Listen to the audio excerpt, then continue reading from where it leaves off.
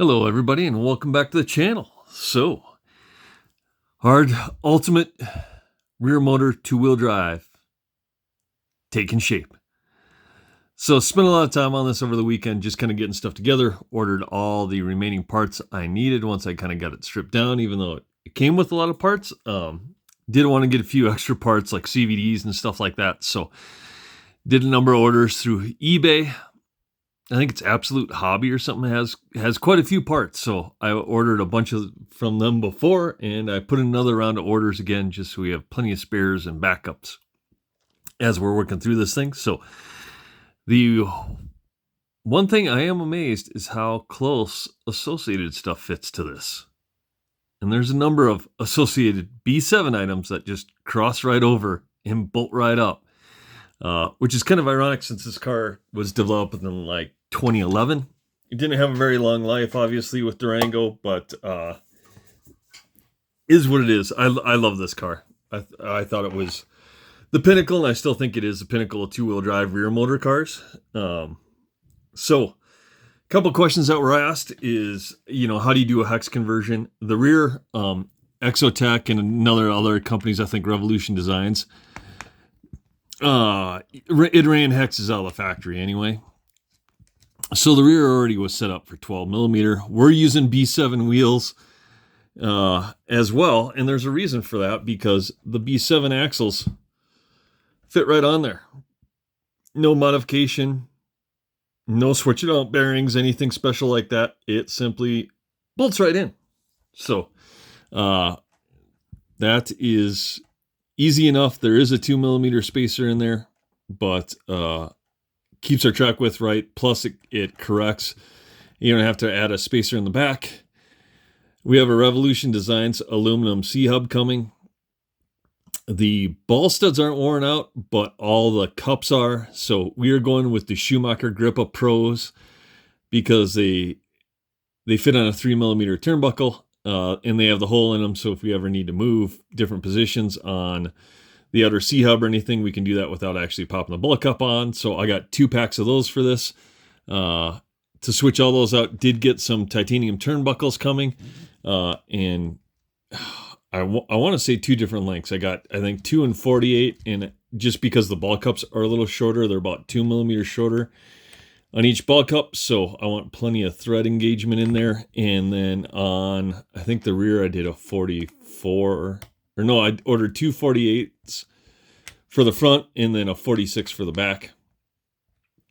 So we will get all those switched out and made into lightweight titanium there. So Grippa ball studs, B7 conversion in there. Like I said, that bolts right up. Revolution Designs from C-hub. The other thing besides the build is in the back. People know I'm a huge Octalock guy, right? And the Octalocks will go on there with a little modification to the center hole. So if you bore that out, it will fit. This one I bored off and it got just a little off kilter, so it's got a little eccentric to it. But I was just trying to fit it up quick, seeing if it would work, and the Octalocks do work. So I'm going to buy a number of 75 tooth Octalocks because the lowest spur gear I have for this, there's a bunch of 87s, there's an 83.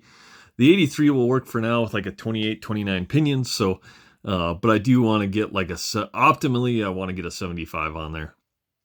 But the Octalocks, the pads, everything will work with the Durango slipper plates. I tried a B7 slipper plate and stuff, and it didn't work because it doesn't fit on the shaft of the Durango. But just boring out the center of the Octalock will do it. So I'm going to order a number of 75s. I'm going to get the correct bit, put them in vise, and drill those out so they are eccentric.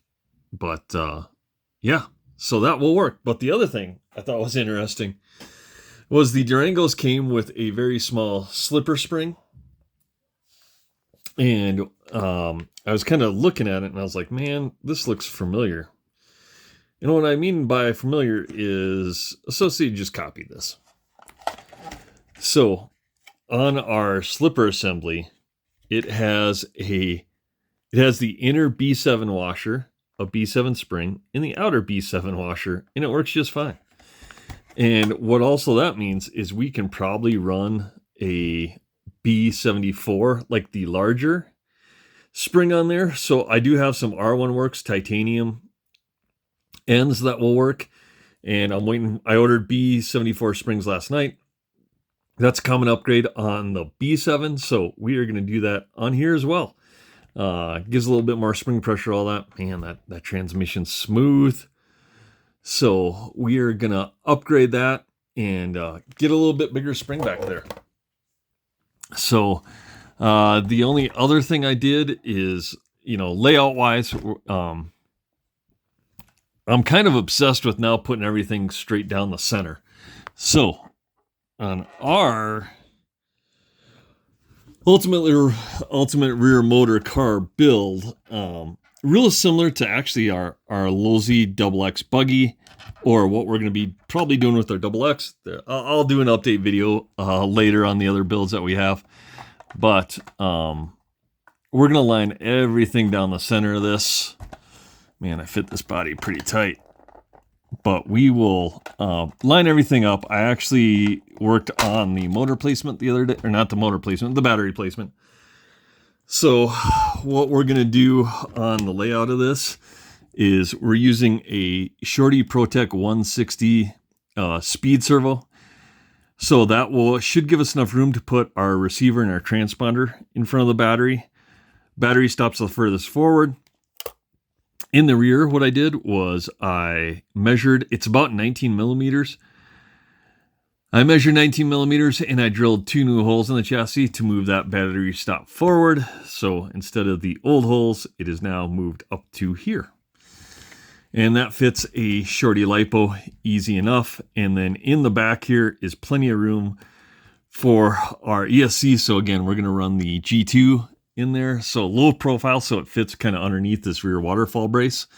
And we may have to modify this, we'll see, but I don't think so. I think it's going to fit just fine. And then we'll run wires and everything up through and out to our motor. And I am waiting on a couple screws. I'm waiting on a screw kit to come in, but I assembled everything, and I'll just take screws out and change them out as needed. But I did cut I just cut the battery brace. I don't care. So our Shorty LiPo going here. I'm going to put the terminals in the back on this one to keep everything nice and tidy. And we'll just run our ESC wire up to our receiver and call it good. So it did put a 15 gram Durango weight in front. He had a bunch of weights stuck down, so I took all those out and put the 15 gram up front. I am gonna do something different with the servo horn, get rid of the plastic, but I think I'll have to see how it works because I need kind of a straight one. So what I'll probably do is what I did in the past is take an Exotech. Let's get the 15 5-hole and the 19 hole, and I'll just lop it down and call that good to get that in there. I rebuilt the shocks. Shocks feel good, so ordered a number of springs to be able to have some adjustability there as well. Transmission was rebuilt. That's all nice and smooth. He had extra outdrives, diff rings. So I replaced the diff rings. I didn't replace the outdrive because those look fairly good. And keeping the others as spares. New bearings throughout, so the thing rolls nice and smooth. There's no noise on anything, so the transmission's nice and free. But we will do that slipper upgrade too before too long. So I'll do another video when we get it all completed as far as all the electronics layout, if I don't change anything there, and we'll get everything sorted and up to snuff. But I'm actually amazed at there's still a number of Durango DEX210 parts out there on eBay, and they're relatively cheap as well. So, and then for a wing, we had to go with a J Concepts carpet wing. So we did that. It mounts nice and low because it's flat on the bottom. We did have to do a small notch to clear the top of the motor plate, but did that. That worked out well. And everything else is looking good. Like I said, have a number of spare parts. The hex conversion's easy. on this to be able to run associated B7 wheels. So like I said, easily obtainable at your local hobby shop. And I am going to put a front wing on here, and a B7 front wing mount bolts right on. It's the exact same dimension. So we will put the wing mount on. I already have B7 wings for the lower, so that way we can get a little extra downforce on the front there. And yeah, things are looking good for the ultimate rear motor buggy build. So I am just, like I said, I'm waiting for some stuff to come in. A lot of it comes in like Monday, Tuesday, and then the electronics show up, I think, on Thursday. And I ordered basically 2 of everything when it comes to electronics, so we can start grinding away on our XXX and getting that thing built. So I've been looking around for parts and, looking on Factory Works websites, Dragon Punch, etc. Z3D, I'm going to order the fan mount for that and the front bumper. So I'm going to take Justin's front bumper off, put the Z3D bumper on there, as well as the fan mount. I got to pick up a Losi wing. We're doing a top mount wing on that as well.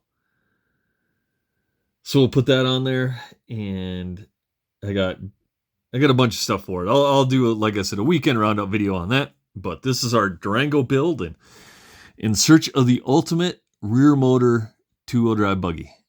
And I really think this is it. We've had a Losi 22, even though it hasn't been on this channel. That's what I ran before and kind of got me into vintage again. And I don't know if Losi's necessarily vintage, but 2011 is vintage for some of us.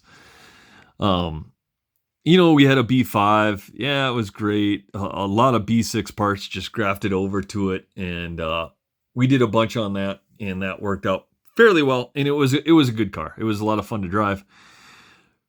But my heart's always been with Durango, so we are going to finish this thing out. And like I said, when I probably have it finished, there's probably going to be, unfortunately or fortunately, more associated parts on this, because they bolt right on when I was testing some stuff out this morning.